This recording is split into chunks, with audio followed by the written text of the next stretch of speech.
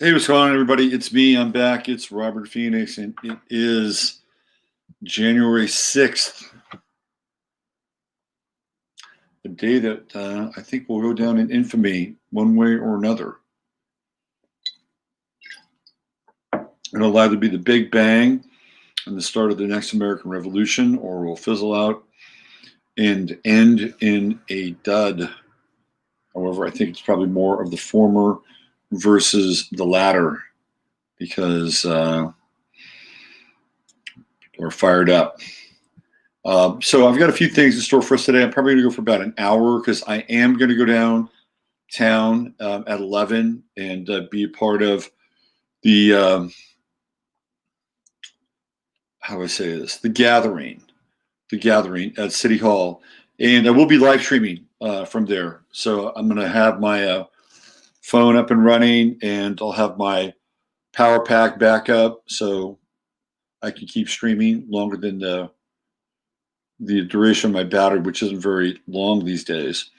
But I'll try to be there from about 11 to 1, about 2 hours. I'll give you a bird's eye view of what's happening here. And I'll do some interviews with people. I think it'll be interesting.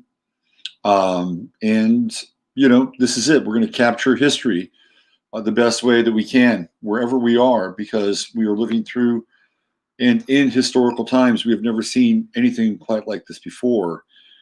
I've been on this planet 60 years now, and I think the earliest memory of anything that I saw that was kind of global in nature was when I was about 3 years old. I had my tonsils out, and I was sitting in the hospital room, and I had a conversation with my mother. I remember this conversation, and they had a TV on. It was black and white, and I asked her, "What's going on there?"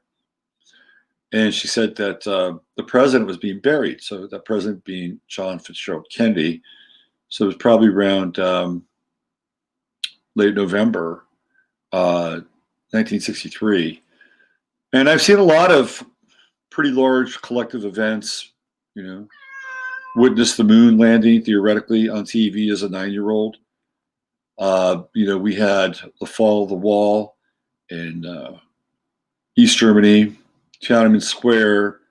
I was a little young for the assassination of Martin Luther King. I do remember the assassination of Bobby Kennedy. I was on my way to school that morning. Somebody told me about it. But, we've never seen anything of this magnitude. And when I say magnitude, I'm not even talking about size. I'm talking about the magnitude of the moment, because we are ready to get tripped over and into the technocratic system. And Joe Biden and Kamala Harris are part of the transitionary government, which we've talked about, and I've talked about at great length. And they're here to put the finishing touches to the demolition and deconstruction of the United States and the West and the historical canon that's really existed since around 1850, for better or worse. So that's what they're here to do. And there are a number of people who are hip to their trip, and they are not supportive of the actions that they will carry out in the name of Klaus Schwab and the new Schwabians. We're going to get into some of that today. I'm going to show you some interesting information, troubling, but interesting. And then, of course, if you haven't seen the public shaming of Mitt Romney, I will show it for you right here today. It's really worth watching. What do we got? We got Bo Blake in the house. There's Z. There's T. Jordan. What's going on, Thomas? Sam. Hello, Sam. Double B. Beth Berry. Waiting to excel. There's Pam Jerome from Michigan. Michelle Taylor, the lovely Michelle Taylor. Gucci to Goats. What's going on? G to G. Good to see you. Who's going to play you in your in the movie based on your life? Who's going to play you? Have you thought about that? That's an interesting question. Let's see. Oh, look who's here. Who's going to play Jasper in the Jasper story? I found a really funny video last night. I'm gonna try to figure out how to play it. Maybe not today, but it's this guy who has a tabby cat like Jasper, and he gets the cat to sing "Twinkle Twinkle Little Star" with him. It is really, it's pretty adorable, man. I'm telling you, these tabby cats, they are personality plus, aren't they? All right. Who else do we have? Let's see. Love the new reminder button. Do you know about howtube.com? It looks interesting. I'm intrigued. Ashanti Edwards, what's going on, Ashanti? How you doing? Happy New Year to you. Laurel Jubin, the girl that had the parent-teacher conferences and got kicked out.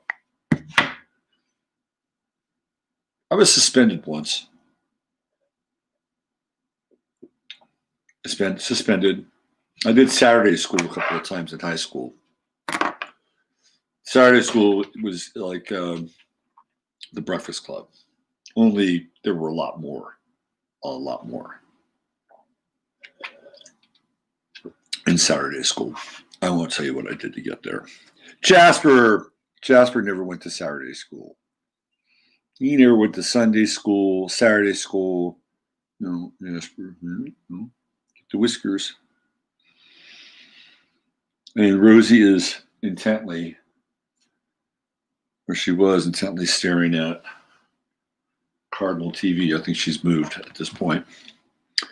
Let's see. Who do we have? I think I stopped at Ashanti. There's Mary. Hi, Mary. Ziggy. When Ziggy played guitar. I love it how Wham Bam Thank You Ma'am comes right in. Hang on to yourself. I remember when I first discovered that album. That was one of those Wear the Groove Out albums. And my favorite line, I think, on the whole album is, "We don't talk much, just ball and play, but we move like tigers on Vaseline." I'm like, wow, that's cool. Let's see, who do we have here? Ouija Dragon Moon. There's Sandra Wells. Miranda Couch, the Cosmic Couch Surfer. Lisa Marie, the lovely and talented Jonas. CC Jones. David Olmstead in the house. Karen McLaughlin, morning. It's the Epiphany today. Malachi's fired up. Bo Blake, 5x5. We got the 25 club. Once more, unto the bleach, dear friends. I just found out that that Australia just uses bleach to purify their water. That might explain something. Let's see. Justice Moody's here. Leon Luis in the house. What's going on, Leon?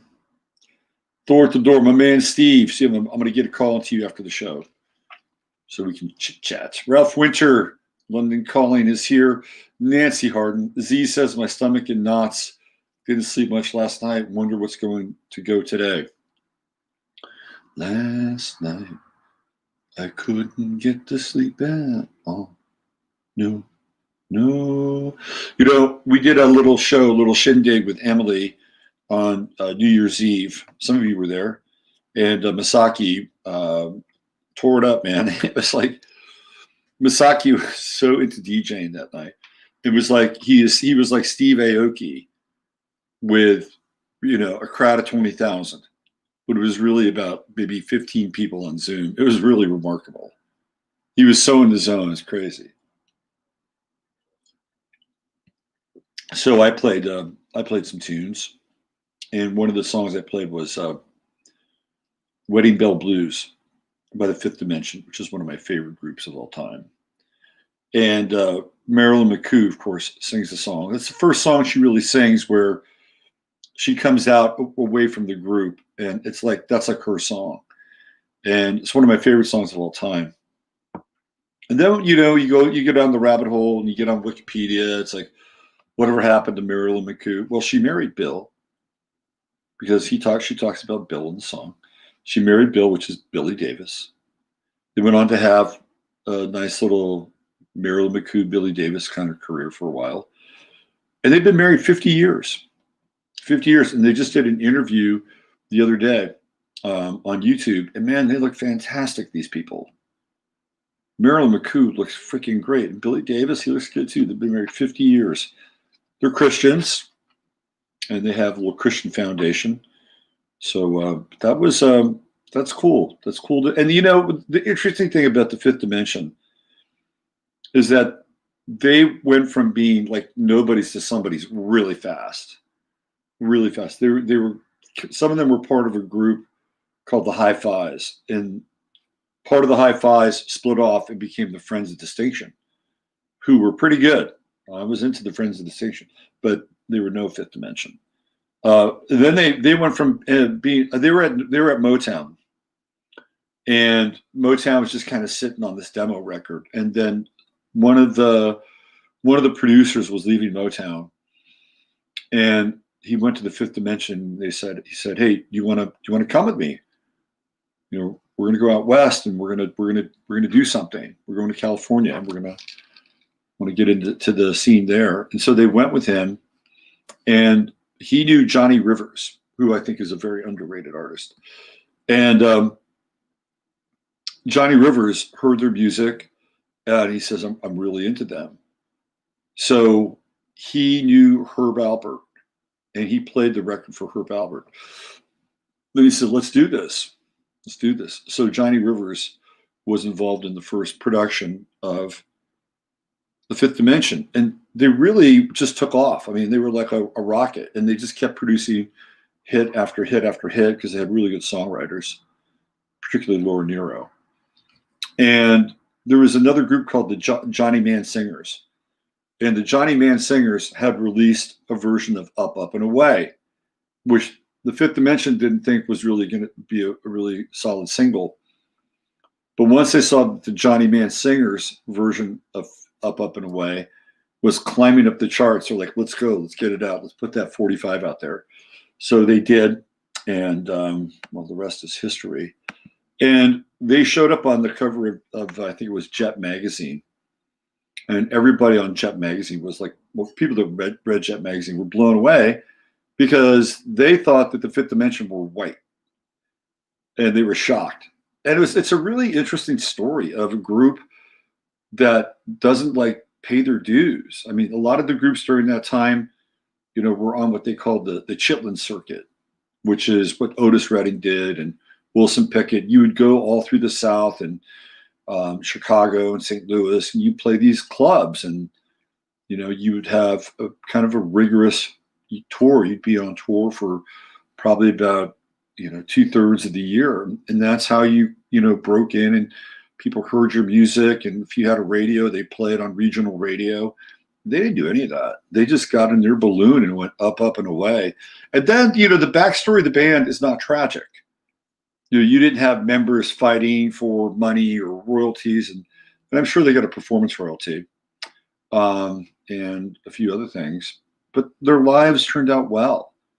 Nobody got strung out on drugs. There was no Ike and Tina Turner like aspect to anything. So, it's I mean, to me, it's pretty inspirational. Pretty inspirational. Anyway, up, up and away. Let's go. But that was fun. That was fun on New Year's Eve with Emily. I think I got there because last night I couldn't get to sleep at all. From the Fifth Dimension to Fifth Harmony. Let's see what else we have here. Who's in? Uncle Glenn, what's going on, Uncle? Assange bail denied.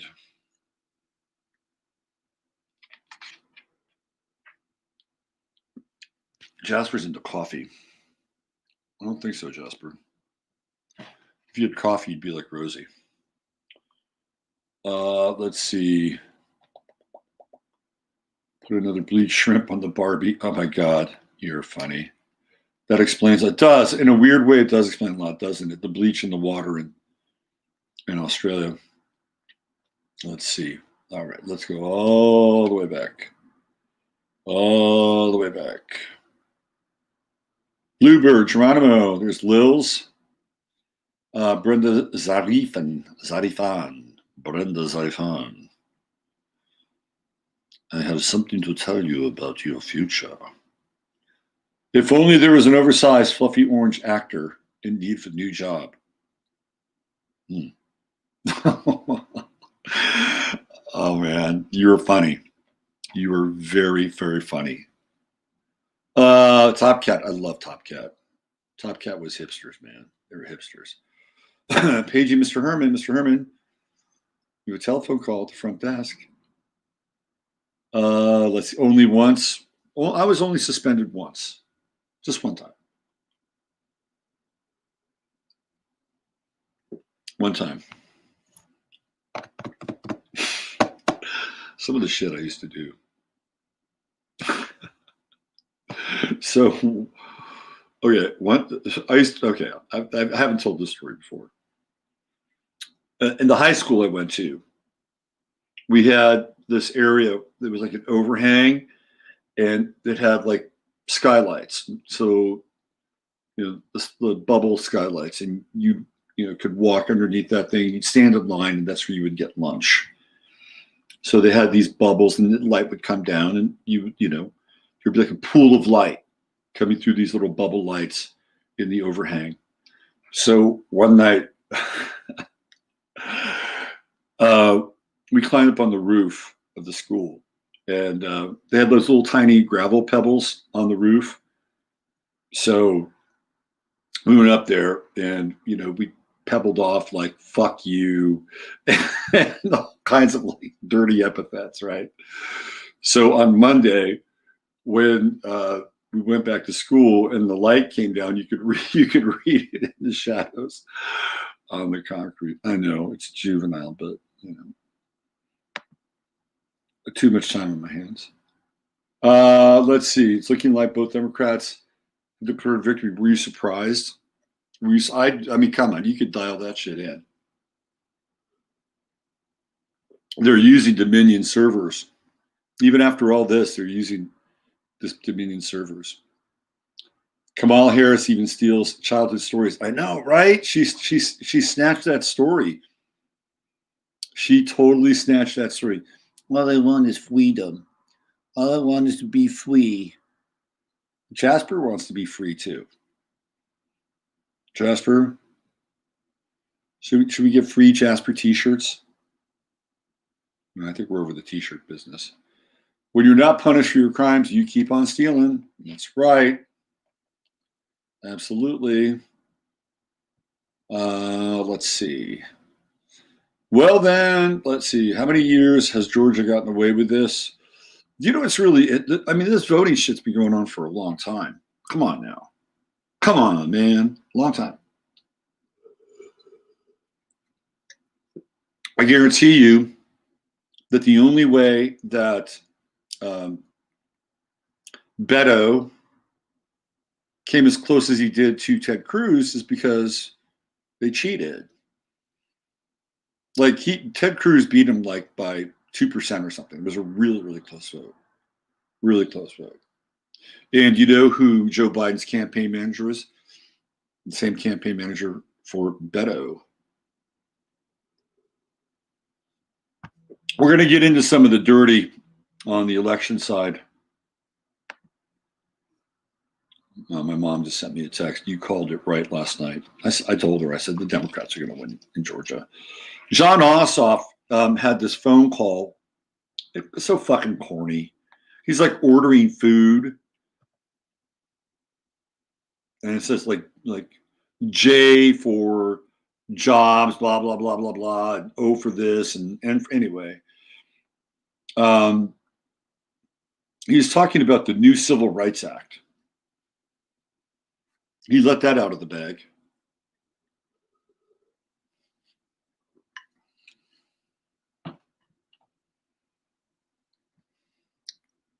That'll be interesting.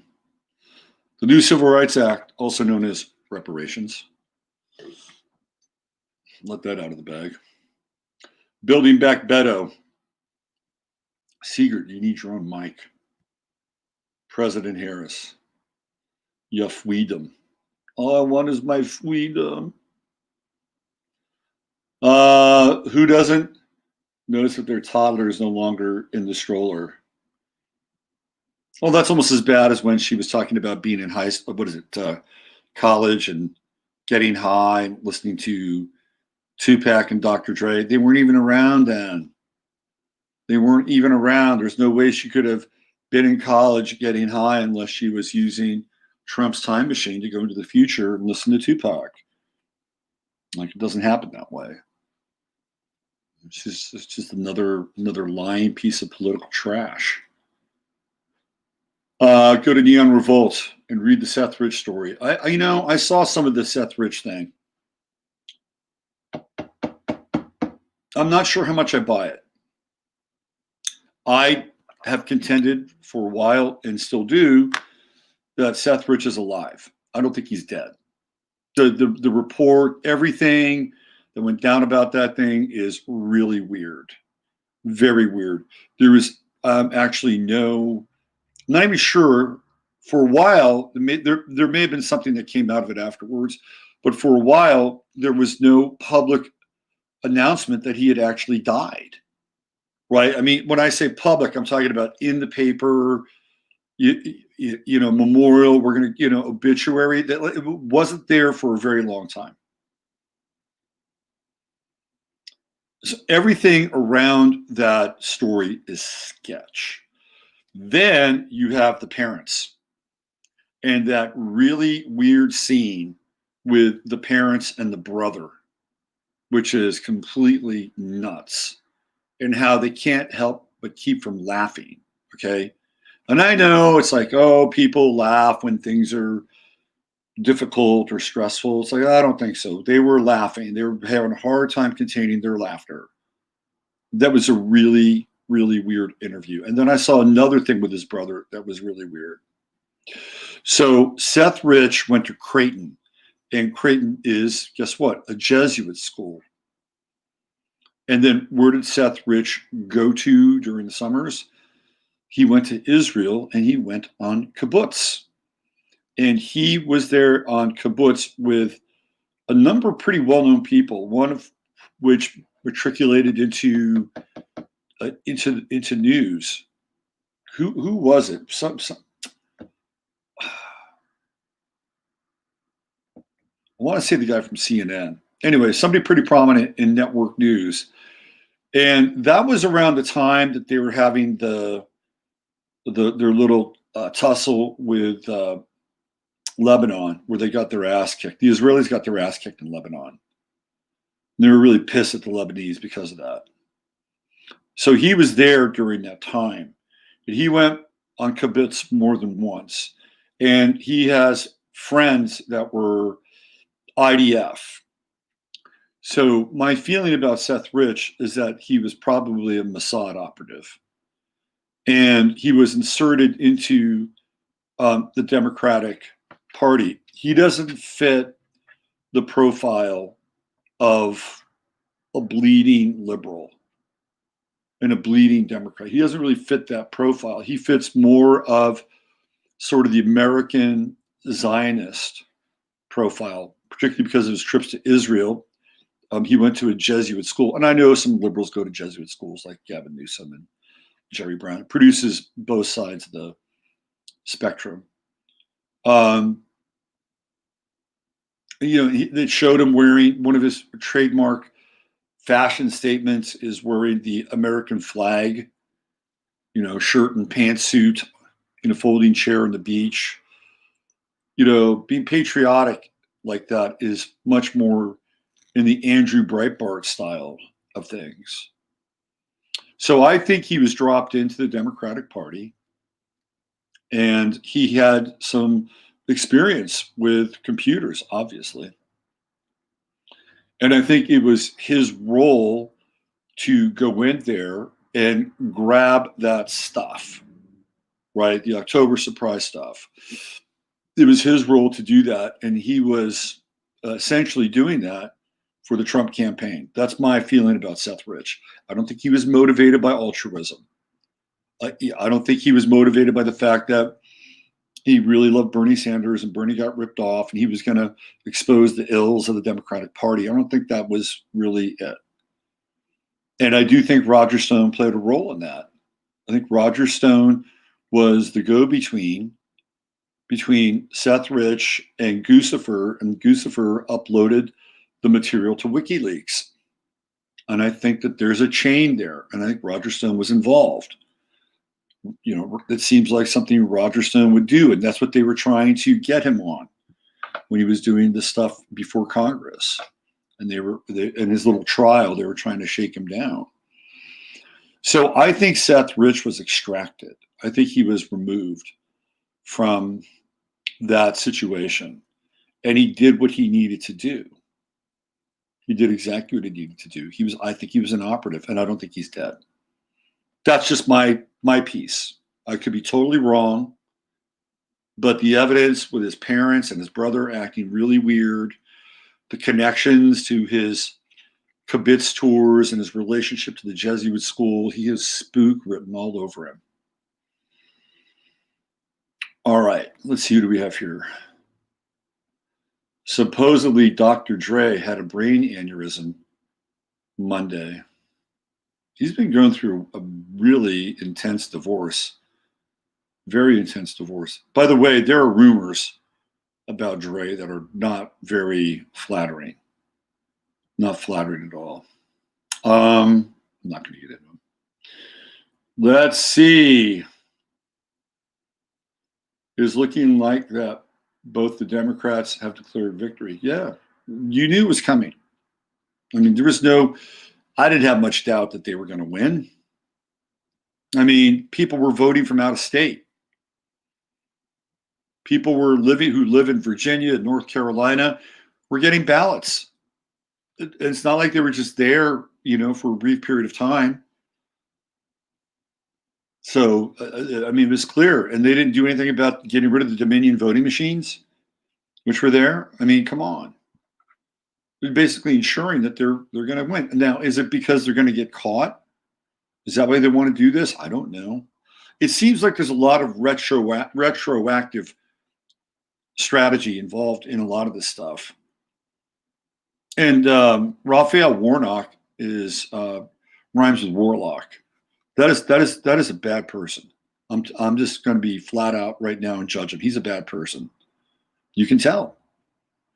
Even his own wife ratted him out because she said he's not who he says he is. And I mean, if you haven't seen the video, it's out there and available. He came to they have a custody battle. Came to get his kid, and apparently he ran over her foot as he's taking off with the kid. It's not like I don't think he didn't have the permission to take the kid. He probably did, but he probably came over and forced the issue. That's my sense. And then she called the cops, and she, right into the camera, says who he is.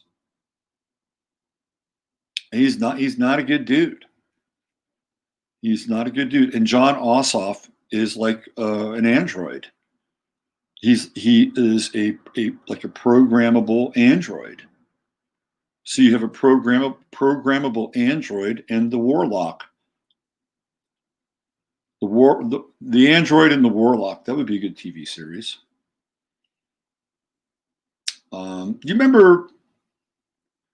remember when they used to come out with that all those trailers of the shows that be showing up in the fall? Do you remember that? And you look at that show and you say, gee, I'm really looking forward to that show. That looks like a good show. Those were cool times, man. And you get the TV guide. You go in the back of the TV guide, and there are stories about previews of the shows that are going to be coming on in the fall. You're like, ooh, this sounds good. Like, this sounds fucking stupid. None of that. No more Saturday cartoons either. Let's see. What else do we have? Beverly says, aha. I'd get sectioned for doing that now. I know, right? I know. I was mischievous. I have to say, I was a little mischievous. one time we used to go to the beach in Santa Cruz, and you know how people do little drawings and stuff in the sand, right? I think I might have been like 16 or 17. I think it was maybe 16. Anyway, I drew these sand drawings were with people having intercourse in the sand. Oh, I'm sorry. It was fun. And I just sit there and sit on the sand and watch people as they walked by and looked at my sand porn. Let's see. What else do we have? This is pretty interesting rumor about Eminem and Dre's relationship. So you know the hip hop guys all have to go through rituals. They have to go through rituals. And I'm not sure if they've changed or not, but back in the day, what would happen is, let's say you're Sean Puffy Combs.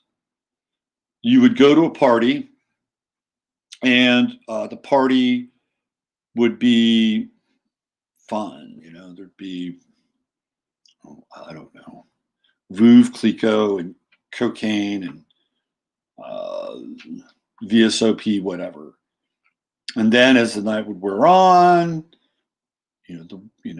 women would disrobe and men would disrobe, and the music would change and the lighting would change, and they're probably like beaming out some kind of subliminal like frequency, which is resonating with fuck, right? And so then all of a sudden it would turn into an orgy. This is what these parties would start off at. And they would go through a couple of these parties, right? And then it would change. And then it would get weirder and darker and weirder and darker and weirder and darker until finally, they were doing like stuff that is, and it's all caught on video, and that they're owned at that point, and they're debased. But by continuing to do that, they, receive the perks of being in the industry, which, isn't really worth what they're doing. But that's generally how that game works. And so if you're in the game, you've been around it for a long time, that's the immoral of the story. And I have no doubt that, and in fact, I've read that Dre got into it, right? Like there were people who did it kind of reluctantly, but they did it. But apparently he really got into it. It was like it wasn't like he was being punished. He was into it. I also read a story long time ago that LeBron went through the rituals, but they were very light. Like he didn't go through some of the dark stuff, right? And when I say dark, I mean that's not even like Red Shoes Diary dark. We're talking bodily function dark. He didn't go through that stuff. I think probably as dark as it got was he might have had intercourse, and I say might have had intercourse with somebody who might have been underage. That's probably as dark as it got with LeBron. But I read that they didn't want LeBron going through all the rituals because they have plans for LeBron. Trust me. LeBron James, if we continue to go on this path with Biden, LeBron James will be president of the United States one of these days. He will be president of the United States. He's a Capricorn. He's being groomed for it. Dr. Dre is a brain aneurysm.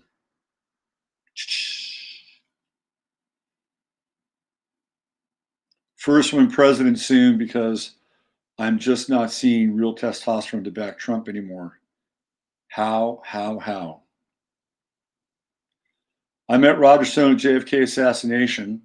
Dallas, articulate, well-dressed with his wife. Good man as far as I can tell.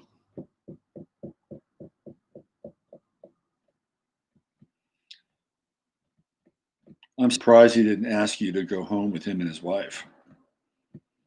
Roger Stone is a swinger. Roger Stone's a dirty trickster.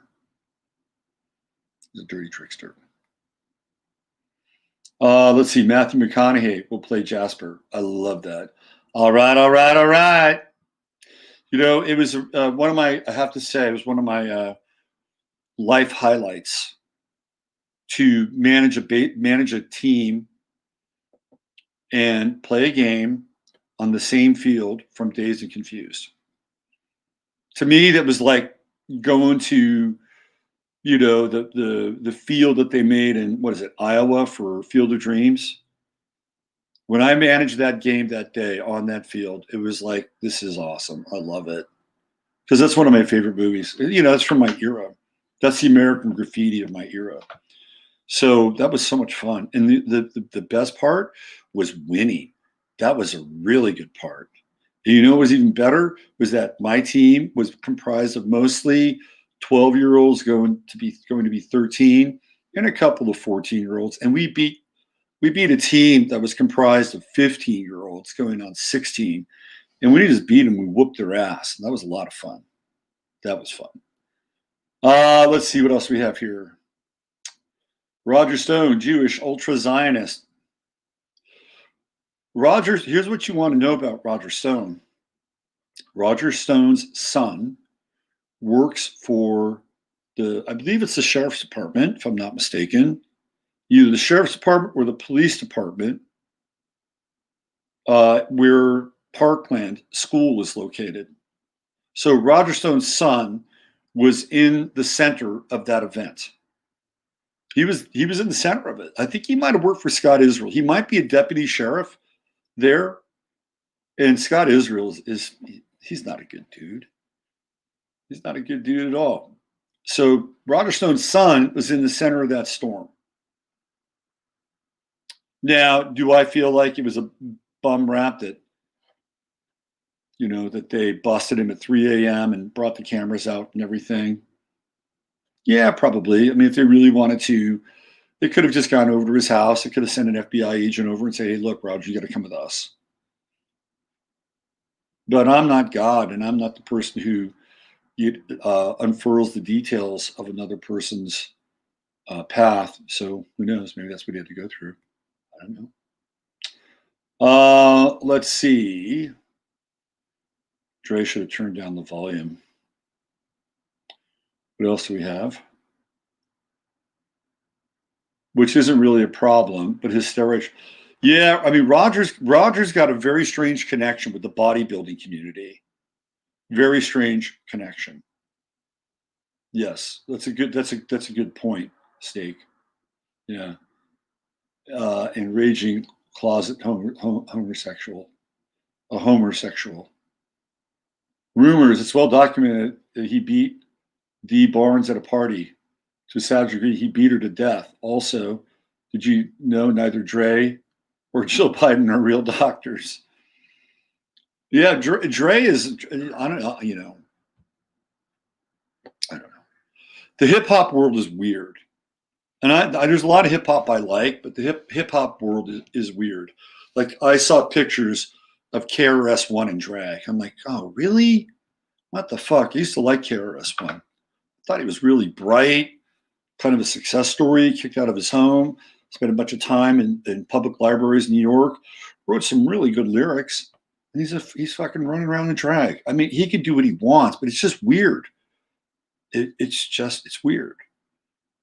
I think the only guy in hip hop that might be clean is Professor Griff, because he got kicked out of Public Enemy. I think he works at an esoteric bookstore in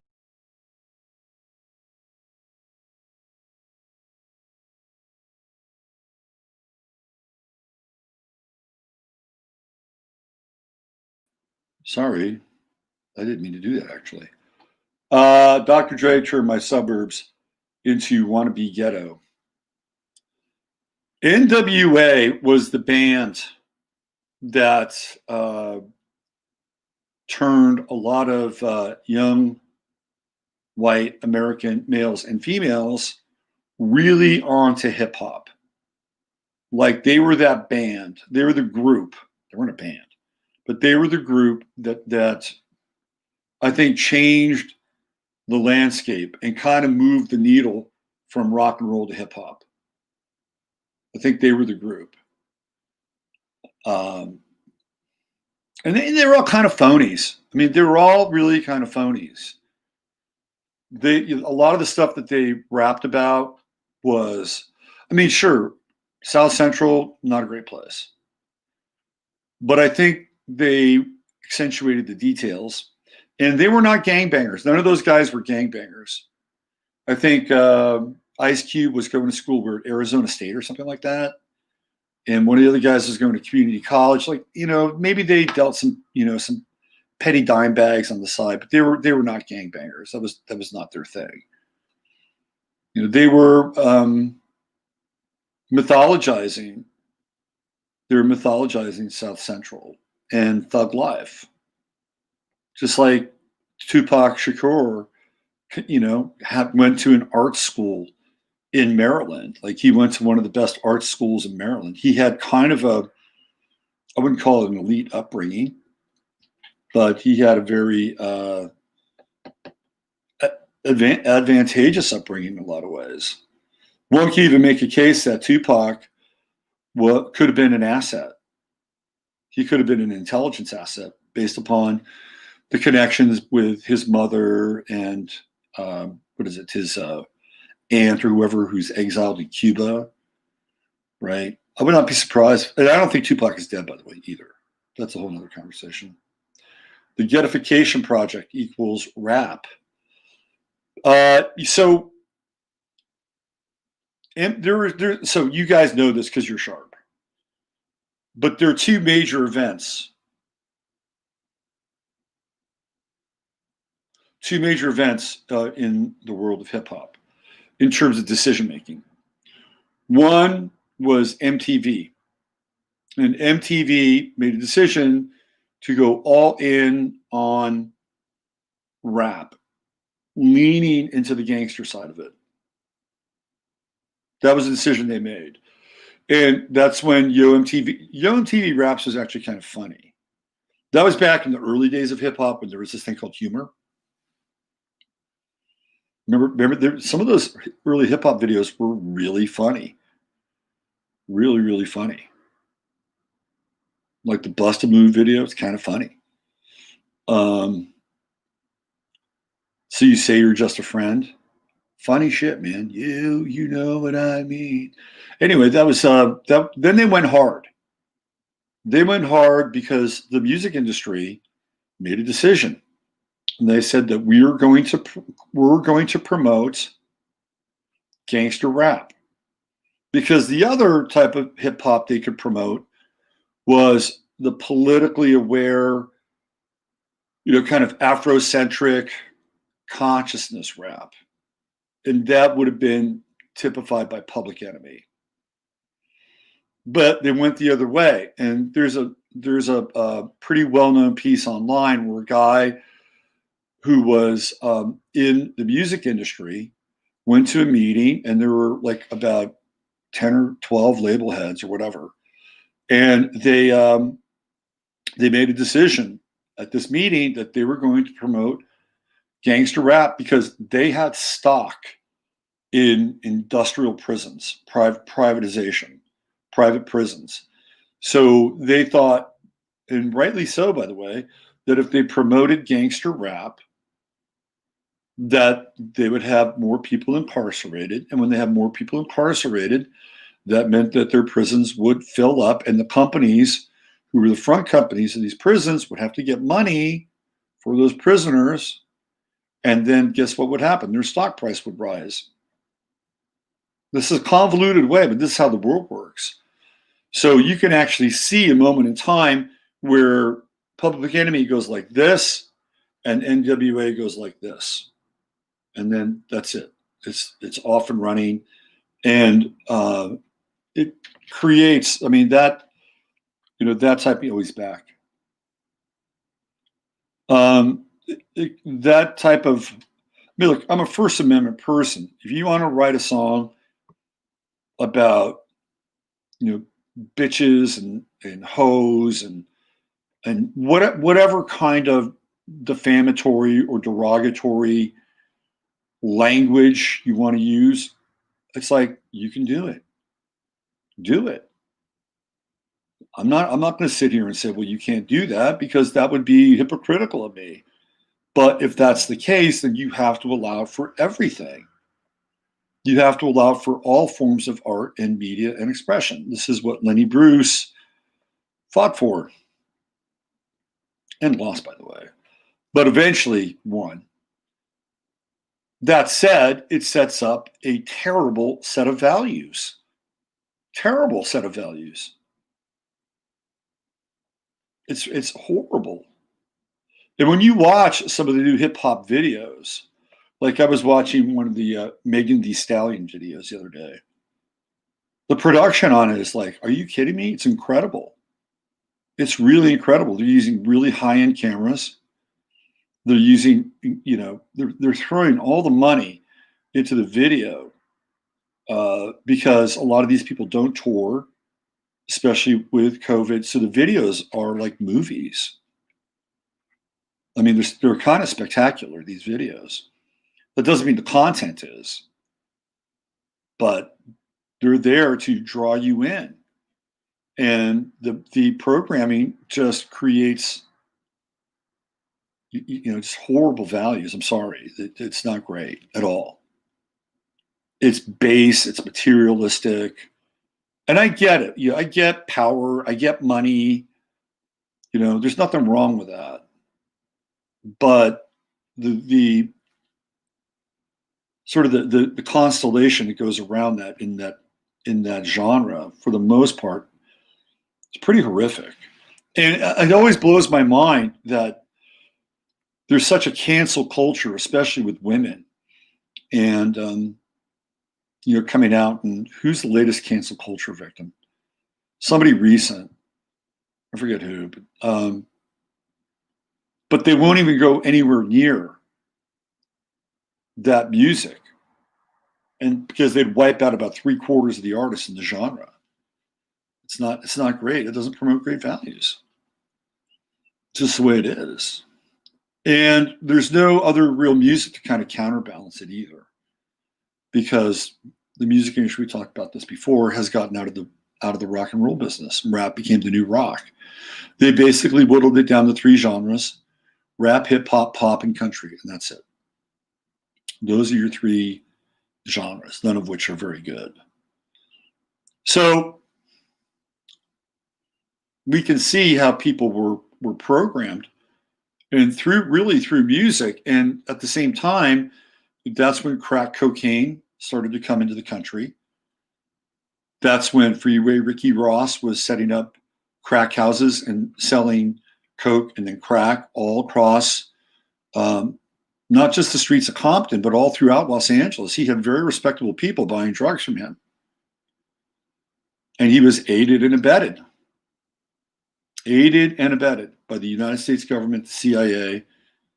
He was part of the Clinton, Bush, Mena, Arkansas connection. He was a distribution point. If you haven't looked up Gary Webb, I highly recommend it. Gary Webb was the writer that broke all that stuff back in around 90. It was 97. Phenomenal. He started to break this stuff on the San Jose Mercury, and they were setting records with his entries. They were setting internet records. So many people were reading it. And then one day, the San Jose Mercury took him off the story and put him on the City of Los Gatos beat. They got the message. Like, you got to get him out of this. So Freeway Ricky Ross, you can see a lot of his videos on YouTube. I tried to get him on the show once. He wanted some money. They didn't have it. But he was there. The movie Traffic, if you haven't seen that, it's kind of a snapshot of that. And there's a scene in, I think it's Cincinnati, and that's actually where Ricky Ross went to after he left Los Angeles. He went to Cincinnati, and he was setting up a crack house there. So there's a scene in that movie where I think it's Michael Douglas's daughter goes to his place to get drugs. And I don't think it was, I think in the movie it's being portrayed as heroin, if I'm not mistaken. But that's not what they were dealing.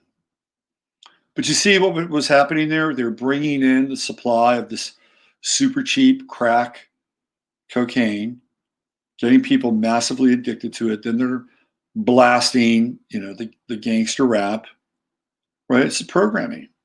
They're programming. They're programming a culture to essentially commit crime. And those crimes would wind up almost always with people being incarcerated by people like Kamala Harris in California, who was like the hanging judge. She was putting people in prison for minor offenses. Minor offenses. She cut her teeth in San Francisco as a DA, and that's where she learned how to do everything. And then she became Attorney General for the state of California. And she basically was a pimp for the private prison complex. And that's how the game worked, and they do this all the time with music. I mean, obviously there's a version of it in the 60s with psychedelic rock and the Dionysian, the call to Dionysus, obliteration, the left-handed path. I mean, so there's always a soundtrack to some form of either social change or social programming. In the early 1960s, it was folk music of the people, right? And that's where theoretically communism really takes root, is in the early 1960s. You have the civil rights marches, and I'm not banging on the civil rights marches, but it's a known fact that Martin Luther King, and I've talked about this before, went to the Highlander School in Tennessee. He was trained. So you have to have a soundtrack, and I talked about this before, for a social movement. In the 1950s, the social movement was teen culture.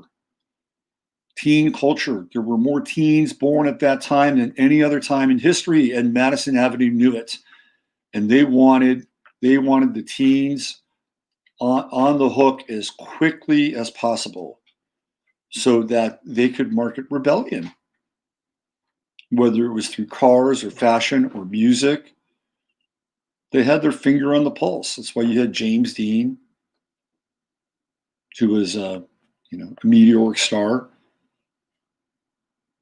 So you had rock and roll, early rock and roll, which set the scene for the 60s, which is rebellion. And then the 60s go over the edge, right? And Dionysus, murder, theoretically, the Mansons, Altamont. We've covered this ground before.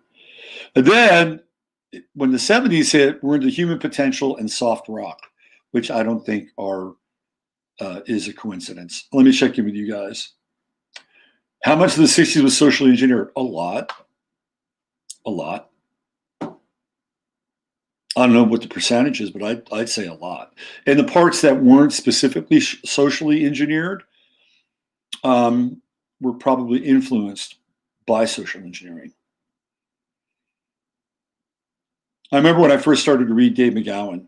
I was on to Dave McGowan back in maybe 2006, 2007, when I was reading this stuff. I was reading it. I think I got into the first two chapters. They were already on his website of Inside the Laurel Canyon. And then I kept going back. It was great. It was like a serial. I'm like, oh wow, this is good shit, because he was really in depth into who these people were, where they came from, and what their roots were, and making a very strong case that what happened in Los Angeles was a result of the military-industrial complex, that they were in on the game. Because all the clubs in LA, like the Whiskey A Go-Go, they were like strip clubs. They were topless go-go strip clubs. And Sunset Strip was seedy. It was really seedy. Hollywood and Vine were seedy. And so what they did is they changed the club atmosphere, and they became almost music clubs overnight to like house the bands of the new scene. So when you read that and you begin to see just how deep the tentacles go, at least in just that scene alone, it'll blow your mind. And we're not even talking about the Beatles and MI6 and Tavistock, which play a huge role as well. So I think the 60s were deeply engineered. I still think the 60s and the 70s are two of the most interesting decades, though. And I grew up in the 70s and kind of in the 60s, but you look back on a lot of the art and the music, some of which is quite controversial and kind of eye-opening. And it's I think they're important decades, even if they were hijacked and socially engineered. The 70s have a whole different thing going on. The 70s is the whole human potential thing, and whole other story, typified by Werner Erhard, who left his family and went to Mexico to become the master of best. Let's see. What do we have here? Vanessa says CIA, the most evil demonic organization, drugs, murder, MK Ultra, pedophilia, fake wars, overthrowing governments, diseases, etc. Never ends. They're not on our side. She's right. None of them are. Let's see. What else do we have here?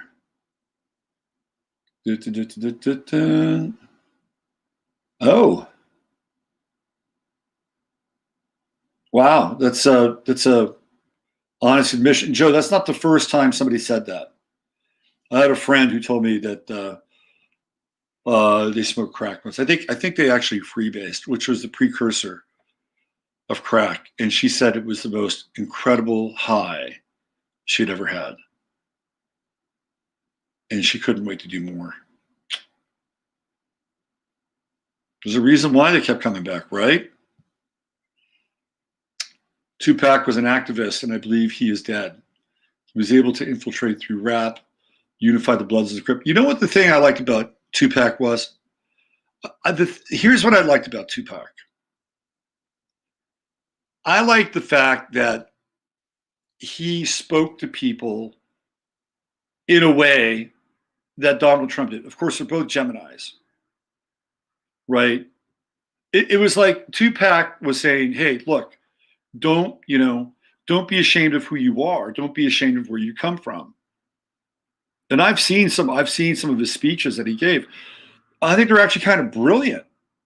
Like it was pretty empowering on some level. Ashanti, I would say he is a Gemini. And here's my caveat. There are two sides to that man. There are two sides of that man. He's an escape artist. Remember, he was like locked up for whatever happened in New York, and then who comes along? Suge Knight throws down $1 million and says, "You're out." Suge Knight, by the way, is like a very high-ranking Mason, super high-ranking Mason. So is Rick Ross, the rapper. So I think Tupac's interesting. I think he's interesting. I think because the way that game worked, right? You had people like, what's his name? Eldridge Cleaver. And Eldridge Cleaver was in the Black Panthers, but Eldridge Cleaver also worked for the CIA. And that's on the public record. So I think you can be an activist and an asset simultaneously. I don't think the two are mutually exclusive, especially since Tupac is a Gemini. If you dive into it, you look at the details around his death. There's a lot of questions. Question mark, question mark, question mark, question mark. And I think he's alive. That's my take. Being an escape artist. Let's see, what else do we have here? Did I see Chicago 7 trial movie? No. The Crimmies recommended that to me. Interesting. Yeah, yeah. So I lived in the Bay Area, and Tupac was raised in a place called Marin City. After he left Baltimore, where he's part of that art school, and he came out to Marin City. which is near Sausalito. And he was around like when I was living there. And he started off as a dancer with Digital Underground. And then he started to rhyme on Digital Underground. And then once that happened, it was. And I actually thought that Tupac was a good actor. He was a good actor. I like that movie Juice is really good. I like Juice. It's edgy, it's hardcore, and Tupac is like the fucking devil in that movie. It's a very good movie, and he was actually able to display some softer sides too at times. Let's see, what else we got. McGowan died of a small cell cancer. Lost my sister-in-law to the same cancer. Brutal, with zero chance of survival. Sorry about that, Glenn. A spoonful of sugar makes them. Oh God. Hey, it's Chris Johnson. What's going on, CJ? Good to see you. The demoralization that the chaos went its course. I just watched a few months ago. It was good. I'll check it out. I will check it out. Do I think? Snake, taking off. See you later, Snake. Do I think? What was the question? Is going to get violent today? Mm-hmm. Yeah. We got Mars squaring Uranus, right? Or Mars, hold on. Mars squaring Saturn, Pluto, wide conjunction with Uranus. Saturn, Jupiter, rather. Wide conjunction with Uranus. Absolutely. Absolutely, it's going to get violent. But I'm trying to bid for the invocation. Okay. Joe's keeping me on schedule.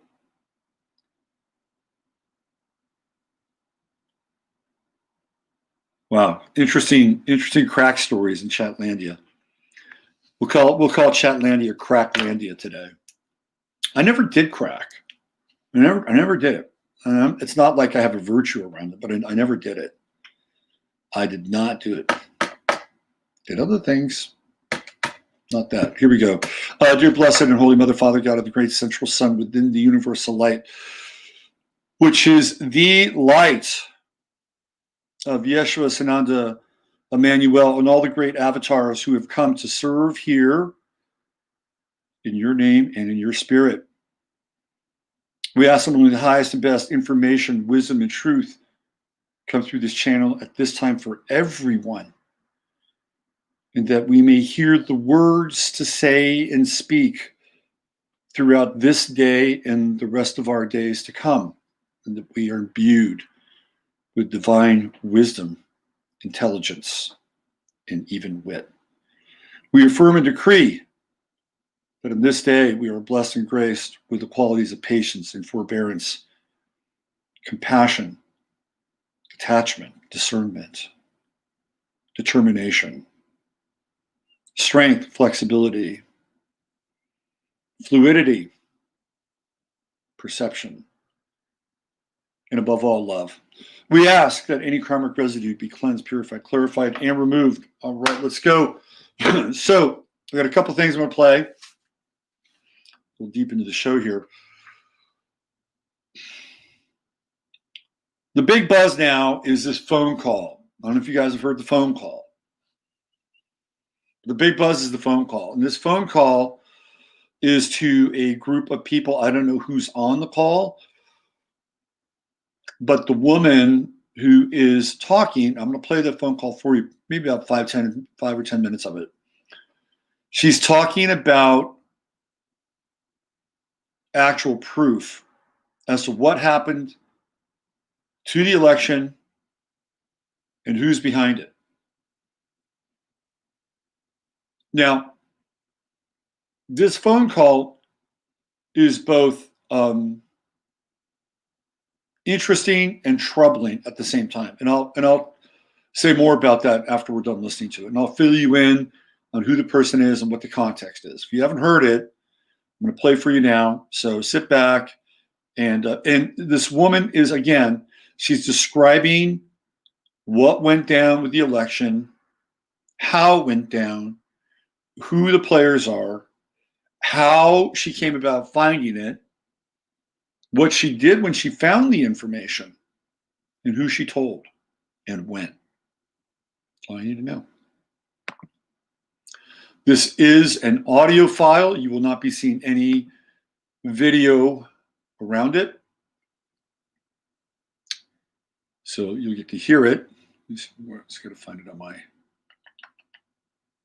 I think this is it. No, that's not it. Hold on one sec.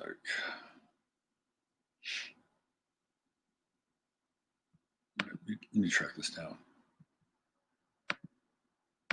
It happens when you got so many windows open. I got into a really stupid flame war on Twitter. God. Sometimes these people, man, they drive me nuts. I shouldn't have done it, but I couldn't help myself.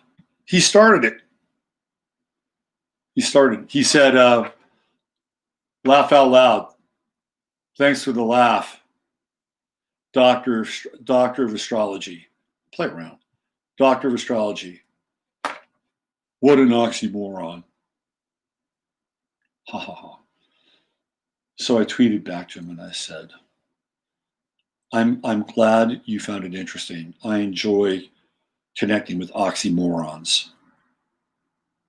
Then he denigrated my education, said that I did one semester at community college. Then I said, you're guilty of just an ad hominem attack, which is nothing. And it went on for a couple more and wasting my time anyway. All right, let me play you this. This will not be a waste of your time.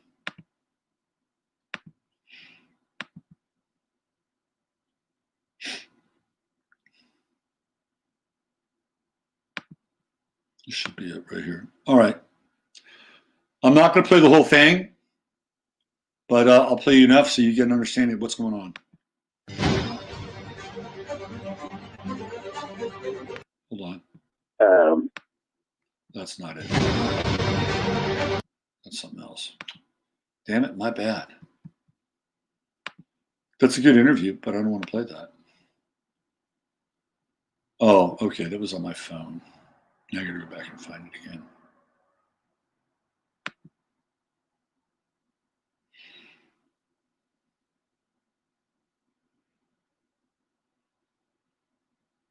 Yeah, here it is.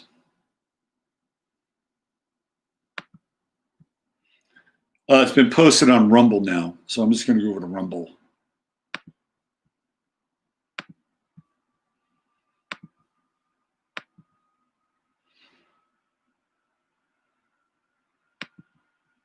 Here we go.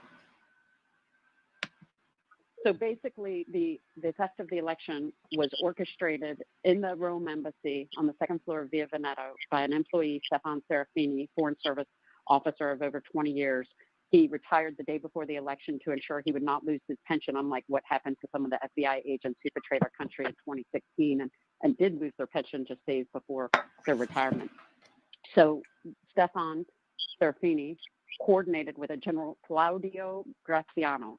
And Claudio Graziano, General Graziano, is on the board of Leonardo, the defense contractor, Leonardo SPA. Leonardo used their military satellite uplink to load the software and transfer it over to change the votes from Trump to Biden. So what everybody's been saying is that we know something happened, The proof that was missing, the very basic who did it, where did they do it, and how did they do it, has been missing from all of the documents sent into the courts, all of the affidavits. There was nothing that was helping us win in the courts. They thought that they were very shrewd in how they did it. They had a really brilliant plan that was orchestrated by Barack Obama with the help of Renzi, the former prime minister of Italy. The Italian intelligence service has supplied us with intercepts, photos, phone calls, and shockingly, pictures of the CIA agents who have been involved in orchestrating this. Those pictures of the CIA agents ended up on the internet, and those operatives and the folks at the government in Italy started panicking, and they started replacing all their heads of intelligence of the cyber readiness, and within Leonardo. And Leonardo, the actual person that did the uploading, arrested for quote unquote safekeeping, and had the other one put in house arrest.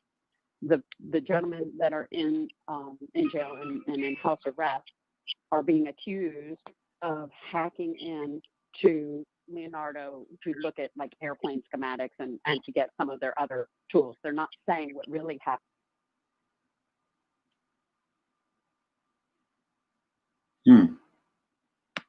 So basically, the theft of the election was. So it only go that far? Let me find another one that goes further. I have another source for that. Hold on a second. Give me one moment. And I'll try to be able to. Yeah, it's on the same thread. It's a different recording. Give me one sec. It's right here. That's what we want. I don't know why that one stopped. All right, let's go right about here. I'll bring it back. My apologies. Rumble just stopped. Here we go. Barack Obama in 2017. Oh, I've got to go back. Mar-a-Lago, and also saw him in the Georgia Capitol. We have prepped the team, are being accused of hacking in to Leonardo to look at like airplane schematics and to get some of their other tools. They're not saying what really happened because it's really about them trying to cover. Unfortunately, other people know who they are and their lives are at great risk. Her team is on the streets of Italy and specifically Rome right this second, building out the plan for divulging this today. We are putting out the information. Obviously, it's not as quick as I would have liked, but it's we leave this up to God and God's timing. Because had Brian Kemp in Georgia, and oh, by the way, I should say for those of you in Georgia, I had notified Brian Kemp many, many weeks ago that I was working on this and information was coming. And I've been trying because they need proof. And you cannot blame them for needing the proof because an allegation like this has to have backup. And so I also, on Christmas Eve, as God would have it, and through the assistance of Tiffany Trump, my husband and I, and Marla helping me get into an invite into Mar-a-Lago on Christmas Eve, Steve and I had a moment to speak with the president, and I informed him that he is getting the best Christmas present he could ever ask for, the affidavits of the people who did it, and their confession and assistance in letting everybody know what happened. He was seated at his table. He swung his head around and he said, "Merry Christmas" to me. I said, "Merry Christmas, sir. We're about to give you the best Christmas present ever. You're going to have the evidence you need from the Italian whistleblower who actually committed the crime of uploading the software." And he spun his head around and he went, "What? Like what?" And the look on his face, and I said, "If you'll permit me, I have a piece of paper for you." And he said, "Please." So Steve handed me the paper and I handed it to the president, and that got the ball rolling, that I finally got past a lot of gatekeepers and was able to meet with Rudy. I had 3 subsequent meetings with Rudy at Mar-a-Lago and also saw him in the Georgia Capitol. We have prepped the team on the evidence that we have to date, and he pretty much turned to us on Thursday and pointed at us and said, "You have to go get that data." Well, the reason is because all the cases in all the states are in grave danger of having the impact they need. We needed, for the past week, an airplane and funds. An archbishop went missing in Nigeria, which was horrible. He was kidnapped, And we actually had that as an opportunity to supply an aircraft. And unfortunately, or fortunately, as God would have it, the Archbishop was rescued and freed, but it was before our plane took off from D.C. to rescue and take place in also bringing back the people that we need. We're in urgent needs of funds for this effort. Both from a security standpoint. If you ever told me I'd need to steal a knife off of a table at a restaurant, I would have said you're crazy. And unfortunately, we have had some very intense situations, and I'm sure it's just the beginning because things will escalate. We need security for the people involved in this. We need extensive PR, and we need to have the grassroots army up and running like never before. And the reason is, aside from the fact that we've just awakened a sleeping giant and people who thought that they escaped with the greatest theft in the history of the world, they actually have lost, and they don't know it yet. And it's about to all hit in Italy. We have been working with reporters throughout Europe, and those reporters are preparing the documentations now with the intercepts, the photos, and documentation on how this entire thing had occurred. The shocking news overnight is that we have now also received detailed outlays of how the funding took place. Our research has been phenomenal. It's unequivocal. It is not debatable. It is rock solid proof, which is part of the problem the Trump family has had is, oh my gosh, this is a trap. It's just like Russia collusion. And you cannot blame them because a lot of people got charged with things and were put through horrendous efforts for the past 4 years by the previous administration. What is important to understand is that Barack Obama in 2017, just as he was leaving, he took some of the money that was slated for Iran and picked up by Italy to transport to Iran through the UAE, actually took $400 million. It was 14 pallets of cash of your hard-earned money, and that money was transferred over to different accounts. And that was the plan to help unravel the funding to unravel the Trump presidency. 14 pallets of cash. So those funds, we now know and have proof of where they went and how they got there. I can tell you the exact travel plan of the cash. We know it was Barack Obama. Barack Obama conspired with Renzi in the White House.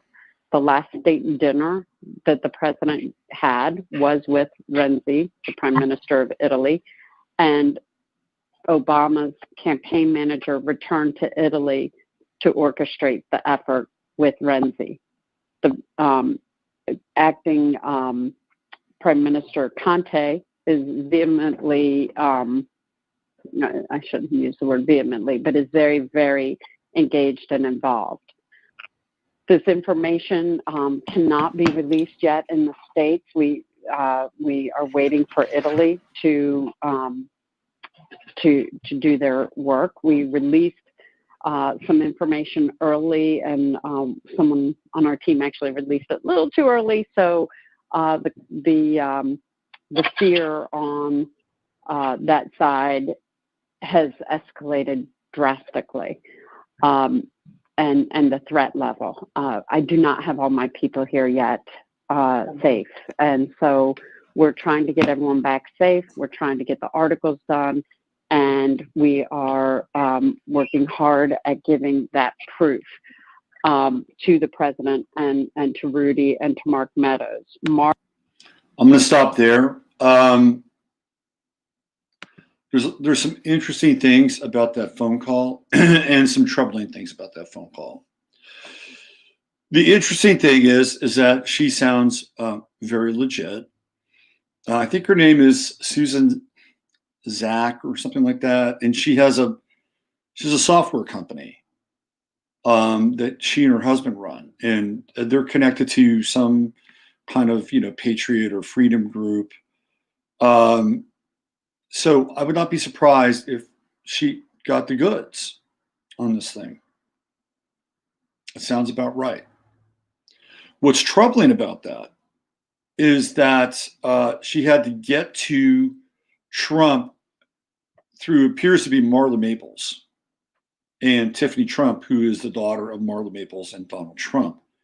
So she was able to get to a party just before Christmas at Mar-a-Lago where she springs this evidence on Trump and then I guess meets with Mark Meadows and Rudy Giuliani. I mean, it's a little bit troubling in that, number one, if it's true, then why wasn't anybody associated with Trump and intelligence, whether it's Christopher Miller or Queen Kraken or the mayor, why weren't they aware of this? I mean, if a person who has connections through the software business and a few other people that maybe want to be whistleblowers gets this information, why couldn't they have gotten the information? And to like break it to him just before Christmas, and he's like, "Tell me more. I need to know more." Like that's troubling. I mean that's troubling, and people may, laud this as something important. It's not. I mean, it is, but it's also troubling, to say the least. There's a lot of gaps with this, and if this is the smoking gun, which is coming at 11:59, and they can't release it to the American press, well, it doesn't really matter anyway. The American press won't give a shit. Do I think that there's a dare there? Yeah, she sounds quite legit to me. I know a little bit about her background. And it doesn't surprise me that she would get an invite through Marla Maples and Tiffany Trump. That's how she got there. But the other part is troubling. The other part that's troubling is apparently she doesn't know shit about Mark Meadows. That's the other part that's troubling. What do you guys think of that? What do you think of that?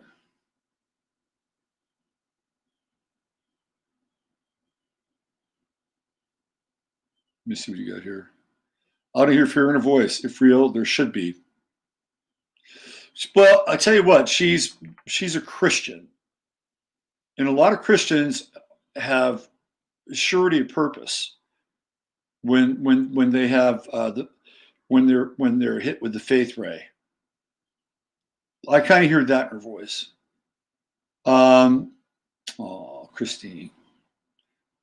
I think this is Maria Strollo Zach. That's it. Founder of Nations in Action. It wasn't Susan Zach. Thank you. Maria Strollo Zach. Founder of Nations in Action. NIA. Look it up. Thanks, Uncle Buck.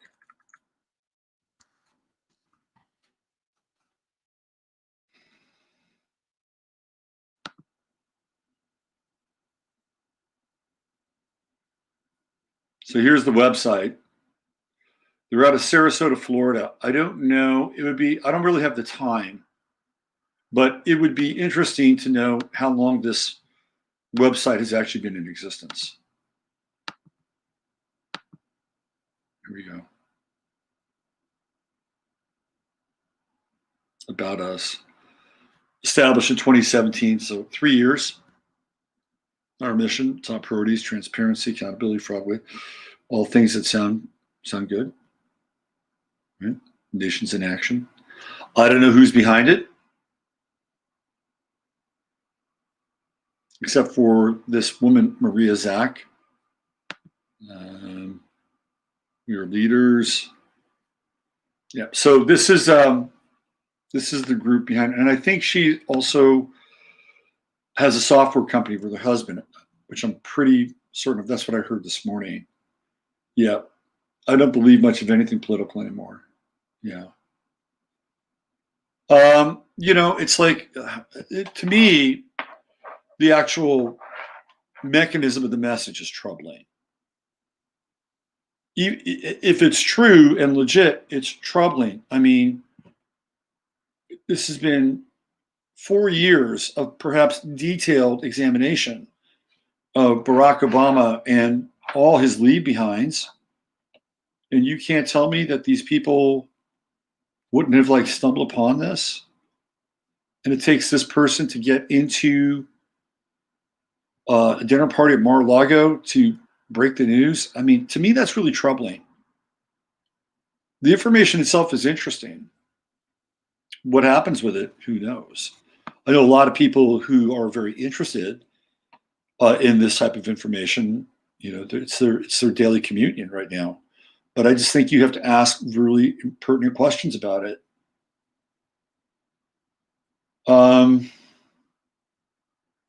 Yes, agree. Very troubling. Can barely even look at Obama and Michelle without seeing demons. Well, that part is troubling. The troubling part for me is how it got to Trump and when it got to Trump. That part is troubling. That's totally troubling. Michelle and Barack, they're two different stories that are being rapidly exposed. I have zero tolerance for the Antifa nonsense. Just read about the challenges of having Pluto in the 12th house in Virgo. What you alluded to is definitely in my wheelhouse. Hey, Jennifer, good to see you. Gary Americano says, I wrote them a dissertation on reasons to be skeptical of this particular set of minus 25 vaccines developed in less than a year. So did you reach out to them? Gary, did you send them info? Yeah, everybody likes Newsmax. I don't like Newsmax. Not everybody does, but a lot of people do. And they just pump the vaccine. They're vaccine pumpers. What else do we have? Sue B3 says, I feel it's a distraction.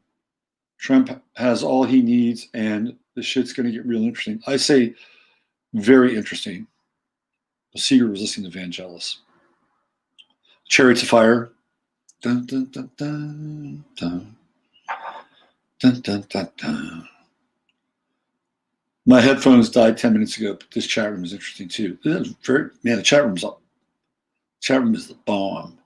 Bang on. I'm going to play one more piece here, and it has to do with Mitt Romney. And this probably is more encouraging than the recording I just heard. So Mitt Romney got his ass handed to him on a plane and at an airport waiting for his plane. Now so I have a question about this too. I don't doubt the legitimacy of this. But why is Mitt Romney flying on a public flight? The guy is fucking filthy rich. Why is he doing that? I'll tell you why he's doing that, because he's cheap. He's cheap, and he can take that ticket and expense it on the taxpayers' dollars. He could easily charter his own plane, but he's cheap. He's a cheap son of a bitch. And he got his ass handed to him. So I'm going to play a little bit of this. The first thing I'm going to play is what happens to him in the airport. And then I'll play you what happens to him on the plane. If you guys haven't heard this, this is fantastic. All right, here we go.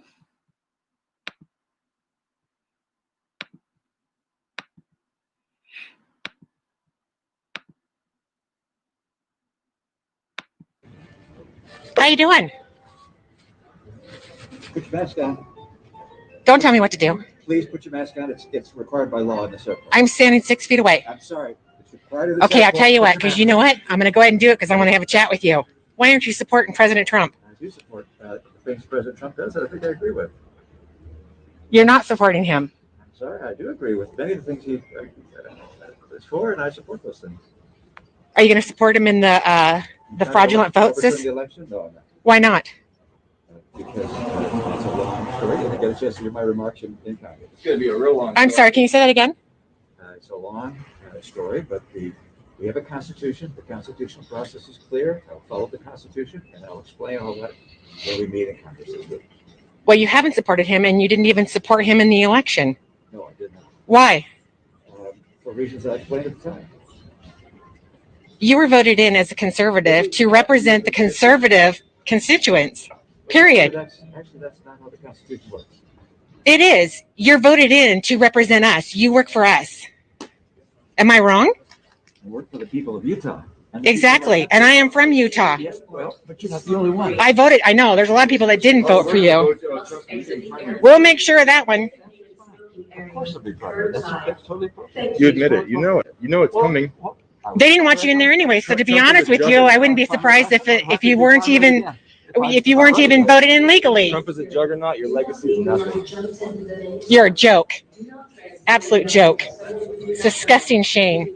Someone who's tampered with your luggage, or if a stranger approaches you without carrying your And your little friend Cox too is also. You know what? He assaulted me last night. Cox did. You might want to change it. So, did you notice that he was sitting in the handicap seat? He was sitting in the seat that was reserved for a handicapped person.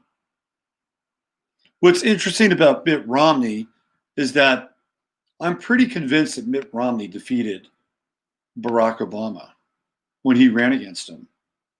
But the vote was rigged. He knows how the fucking game works. He lost an election based on rigged voting, but he didn't care because he was in on it. He was totally in on it. He was never in it to win it, and I was never going to vote for Mittens, this fucking scumbag. Wasn't going to vote for Obama either. And I wasn't even going to vote for Ron Paul because Ron Paul let me down. So there he is. He's in the airport, and that gal is reading him the riot act. Well, guess what? He has to get on a plane. And the plane ride is quite interesting, to say the least. And I will show you what happens on the plane if you haven't seen it. This might be 52 seconds of some of the best Schadenfreude you'll experience all day, maybe all week, or maybe just this morning. There might be more coming today. There's a lot of potential for Schadenfreude today. All right, here we go.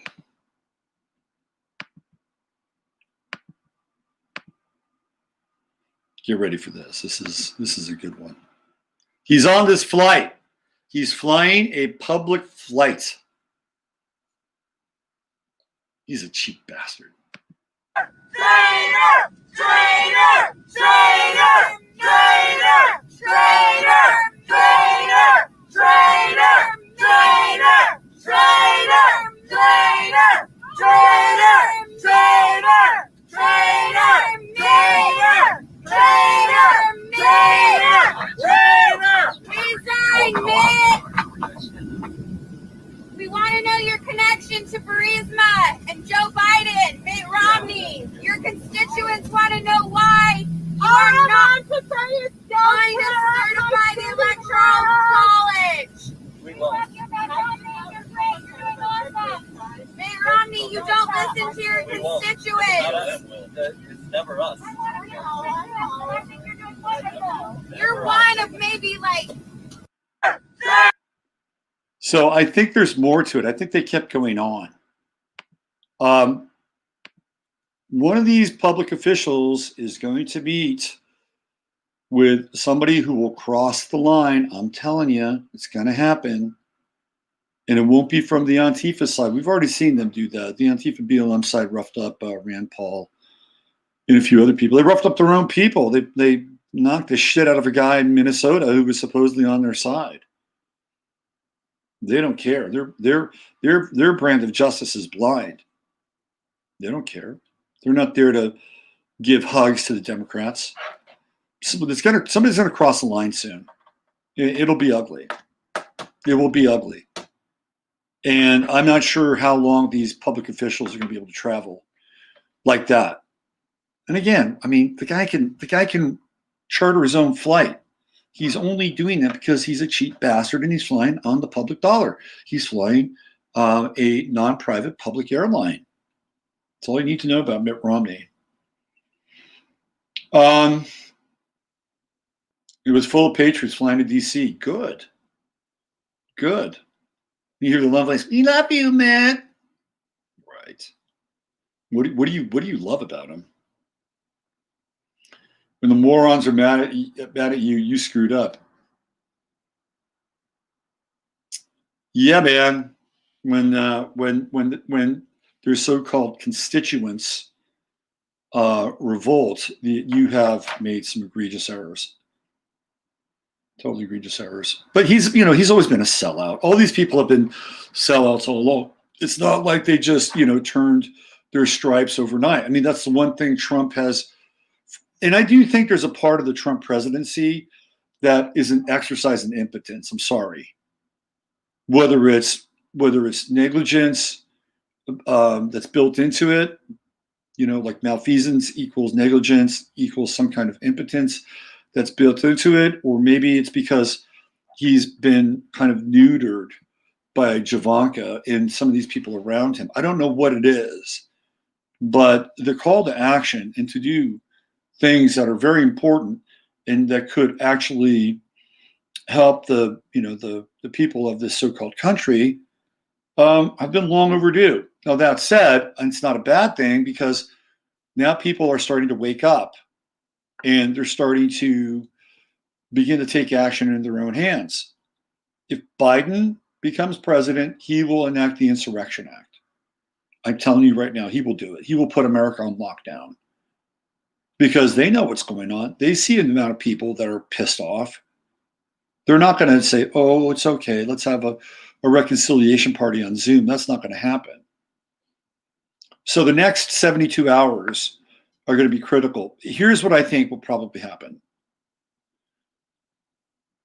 I say there's about an 80% chance that Ted Cruz gets his 10-day waiting period because Arizona just decertified.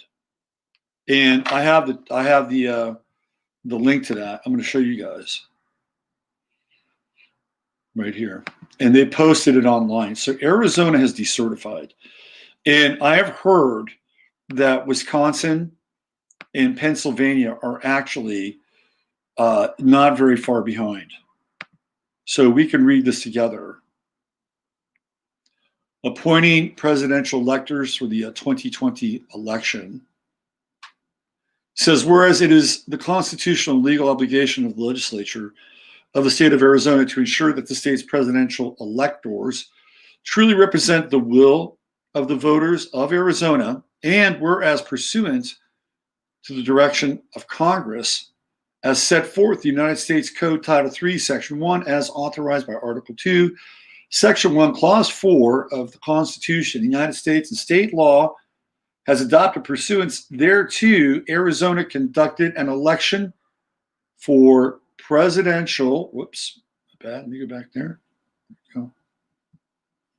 Sorry about that. We're going to find it now.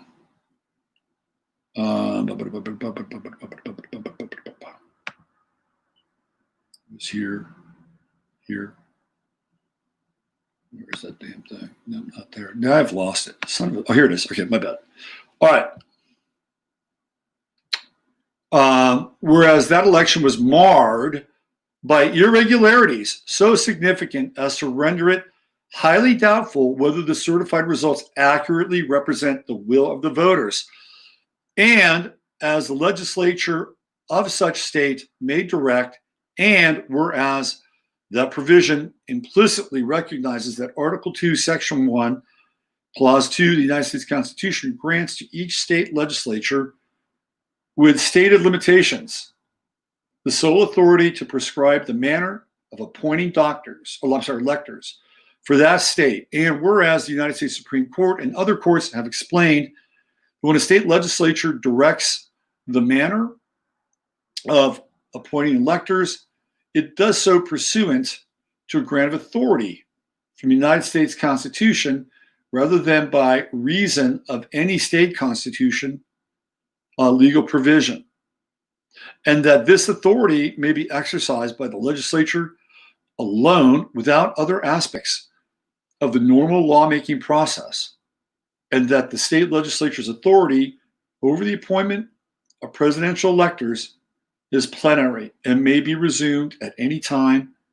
And whereas the United States Code Title III, Section 7 mandates that all presidential electors vote for President and Vice President of the United States on December 14th, 2020, it is impossible to pursue this legislature's preferred course of action. There you go. Which would be for Arizona's voters to to participate in a new and fair and free presidential election before that date, and whereas in view of the facts heretofore recited, the legislature is required to exercise its best judgment as to which slate of electors the voters prefer. Therefore, be it resolved by the House of Representatives of the state of Arizona, the Senate concurring, that the following individuals be and are hereby appointed presidential electors for the state of Arizona for the presidential election 2020, any other certification or provision law notwithstanding. So what you have here is you've got Republicans. Kelly Ward, Mike Ward. There you go. So this is interesting. This is very interesting. And apparently Pennsylvania, Wisconsin is about to decertify, and all hell's breaking loose in Pennsylvania. So I think what will happen is we'll probably go into that 10-day period that Ted Cruz is pursuing. Of course, it won't be finished. The ratings wouldn't be as good. You know, we're in WWE and WWF territory. Plenty of bad guys to go around. And I'm sure they'd want to milk this out for as long as possible. As much tension, as much drama, as much louche as they can wrench out of the sponge. With that, I think I'm going to draw today's show to a close, because I'm going to go downtown and I'll pick up the live stream again in about half an hour. And I'm going to walk around and connect with people and just show you what's going on down there. And I'll do some interviews. So it should be fun. It should be a good time. I'll do it for about an hour. So I'll start it up at around 11. I think that's when everything gets switched on. And so just come back. Come back here in about half an hour. I get to get ready and use the head and all that. Hey, what's going on, David? Been thinking about you the last couple of days. Happy New Year. Happy New Year, Astro Bro. I think Pennsylvania was in bedlam around decertification. Bedlam. That's what I was reading. How deep state is your love? I like that, Steve. It won't work, though. It's the entire system, not the psychopath politicians. 10 more will rush in to take their place. We are on the cusp of a revolution. It's the Pluto return, kids. It's upon us. The same place where it was theoretically in 1776, where this whole thing got started. By the time the Pluto transit through Capricorn is over, this will be a new nation. And a lot of it depends upon how people wake up and align and get real smart. And there's a time for that. And it's here right now. Heads on pikes. Steve Bannon would be proud of you. They are not tone deaf as the Toronto police. We should invade Canada right now. I'm serious. It'd be a lot cheaper than invading a country halfway around the world. Think of all the gas we'd save by invading Canada. The citizens, unfortunately, would not be able to fight with us because they've had a lot of their arms removed. But I don't think that the Mounties would be a match for a couple of Marine divisions. You could hit Canada from a lot of different directions. You could hit it coming in from Nova Scotia. Maybe they could launch off of Danica's place.